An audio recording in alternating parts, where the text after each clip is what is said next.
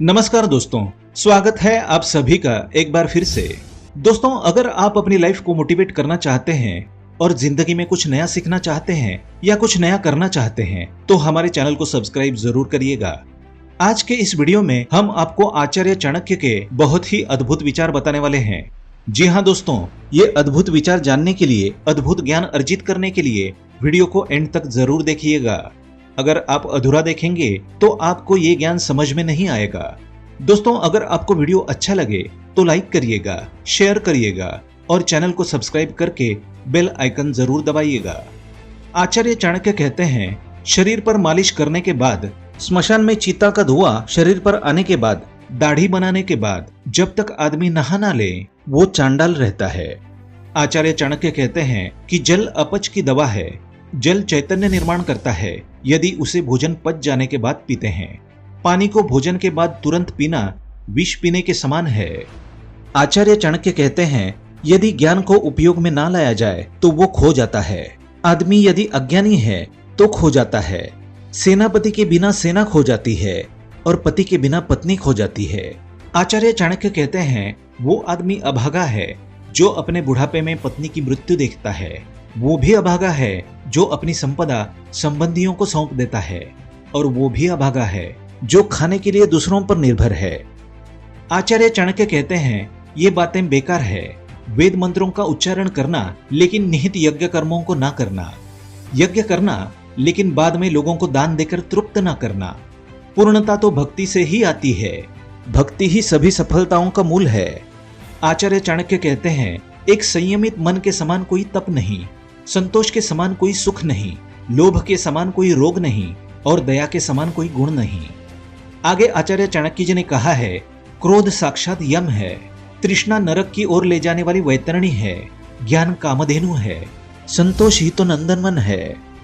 आचार्य चाणक्य कहते हैं, नीति की उत्तमता ही व्यक्ति के सौंदर्य का गहना है। उत्तम आचरण से व्यक्ति उत्तरोत्तर ऊंचे लोक में जाता है। सफलता ही विद्या का आभूषण है। उचित विनियोग संपत्ति का गहना है। आचार्य चाणक्य कहते हैं, नीति भ्रष्ट होने से सुंदरता का नाश हो जाता है। हीन आचरण से अच्छे कुल का नाश हो जाता है। पूर्णता न आने से विद्या का नाश हो जाता है। उचित विनियोग के बिना धन का नाश हो जाता है।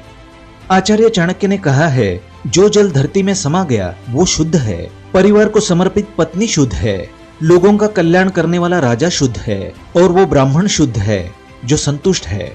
असंतुष्ट ब्राह्मण, संतुष्ट राजा, लज्जा रखने वाली वेश्या और कठोर आचरण करने वाली गृहिणी, ये सभी लोग विनाश को प्राप्त होते हैं। क्या करना ऊंचे कुल का यदि बुद्धिमत्ता ना हो। एक नीच कुल में उत्पन्न होने वाले विद्वान व्यक्ति का सम्मान देवता भी करते हैं। आचार्य चाणक्य कहते हैं, विद्वान व्यक्ति लोगों से सम्मान पाता है और विद्वान उसकी विद्वत्ता के लिए हर जगह सम्मान पाता है। ये बिल्कुल सच है कि विद्या हर जगह सम्मानित है। जो लोग दिखने में सुंदर हैं, जवान हैं, ऊंचे कुल में पैदा हुए हैं, वो बेकार है यदि उनके पास विद्या नहीं है। वो तो पलाश के फूल के समान है जो दिखते तो अच्छे हैं पर महकते नहीं है। आचार्य चाणक्य कहते हैं, ये धरती उन लोगों के भार से दबी जा रही है जो मांस खाते हैं, दारू पीते हैं, बेवकूफ हैं। वे सब तो आदमी होते हुए पशु ही है। उस यज्ञ के समान कोई शत्रु नहीं जिसके उपरांत लोगों को बड़े पैमाने पर भोजन न कराया जाए। ऐसा यज्ञ राज्यों को खत्म कर देता है। यदि पुरोहित यज्ञ में ठीक से उच्चारण ना करें तो यज्ञ उसे खत्म कर देता है। और यदि यजमान लोगों को दान एवं भेंट वस्तु ना दें तो वो भी यज्ञ द्वारा खत्म हो जाता है।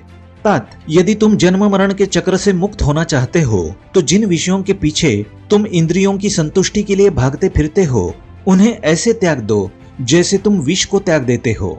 इन सब को छोड़कर हे तात, तितिक्षा, ईमानदारी का आचरण, दया, शुचिता और सत्य, इसका अमृत पियो।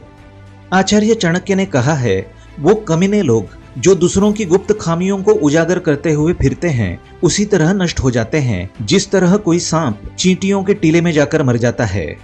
शायद किसी ने ब्रह्मा जी, जो इस सृष्टि के निर्माता है, उनको ये सलाह नहीं दी थी कि वो सुवर्ण को सुगंध प्रदान करें, गन्ने के झाड़ को फल प्रदान करें, चंदन के वृक्ष को फूल प्रदान करें, विद्वान को धन प्रदान करें और राजा को लंबी उम्र प्रदान करें। आचार्य चाणक्य कहते हैं, अमृत सबसे बढ़िया औषधि है।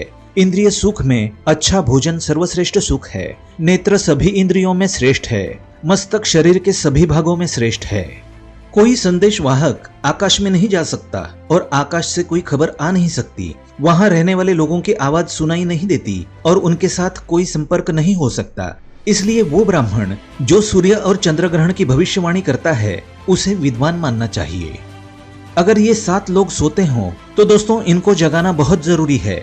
विद्यार्थी अगर सो जाए तो उसको जगा दें। सेवक, पथिक, भूखा आदमी, डरा हुआ आदमी, खजाने का रक्षक और खजांची, ये 7 लोग अगर सो जाते हैं तो इनको जगा देना चाहिए और इन 7 को नींद से कभी नहीं जगाना चाहिए। सांप, राजा, बाघ, डंक करने वाला कीड़ा, छोटा बच्चा, दूसरों का कुत्ता और मूर्ख आदमी, इन 7 लोगों को कभी भी नहीं जगाना चाहिए। जिन्होंने वेदों का अध्ययन पैसा कमाने के लिए किया और जो नीच काम करने वाले लोगों का दिया अन्न खाते हैं, उनके पास कौन सी शक्ति हो सकती है? वो ऐसे भुजंगों के समान है जो दंश नहीं कर सकते।